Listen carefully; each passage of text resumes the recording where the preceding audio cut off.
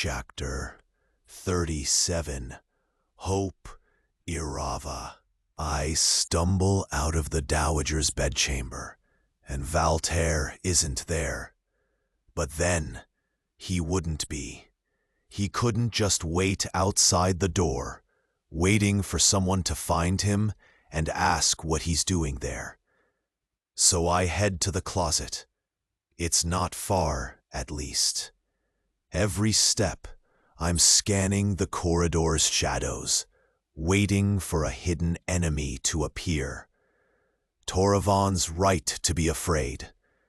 He's right to suspect everyone around him. My hands are shaking enough that I rattle the closet doorknob, trying to turn it. Valterre pulls the door open instead, takes one look at my face, and pulls me inside. He shuts the door. What happened? Quiet, I hiss, and lean back against the wall beside the door. The glass of the closet door lets in light from the small window down the corridor, but will also let out sound. He bites his lip, looks past me to the door, and pulls me deeper inside the shelves of linens. Which isn't far. It's not a large closet. Were you seen? He asks. Were you caught? No. I meet his eyes. It's poison. I think. I held it, and the instructions, it's a weaver, Valterre. It's definitely a weaver behind the poison. And I don't think it's Nikolai. It has to be Master Aldrich.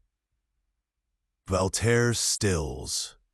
For a long moment, he stands there, too contained, too seething, with whatever he's thinking for this tight space. Then he says, "You're trembling. Sit down."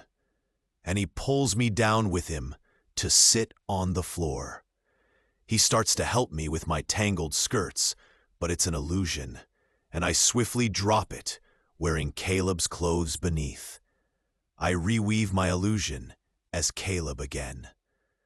Valterre makes a startled sound, hands out, unsure of himself. His eyes flick over my face, his troubled look only deepening. I set my jaw. I'm not going to apologize for being a weaver, though I might have given him warning switching illusions that quickly. True. We're both jumpy just now. Finally, he says, "Okay, tell me everything." And I do, as best I can, with as much detail as I can. "A weaver's poison," he says, takes a breath. "Gods, we have to tell Toravan, now, as in right now." I stiffen, smoothing down the wrinkles in my pants. I threw them on the floor in a fit of pique before going to bed last night, and now they're much less presentable than they were. We have to see, first, if it truly is what killed his father. I think I can look beneath the weaving of unreality now. You have access to his father's bedchamber? We can do that first. We have to tell Toravan, Valterre says again, more firmly. Whatever you two have going on, this is much, much bigger. If you need more proof, we'll go look at his father's bedchamber together. All of us, with Toravan. He will need to see it with his weaver's senses too, if he can. If you can help him with that. I don't want to see Toravan yet. I'm still not over his scorching look outside the Great Hall last night. I'm not over his naked hurt and betrayal in the garden.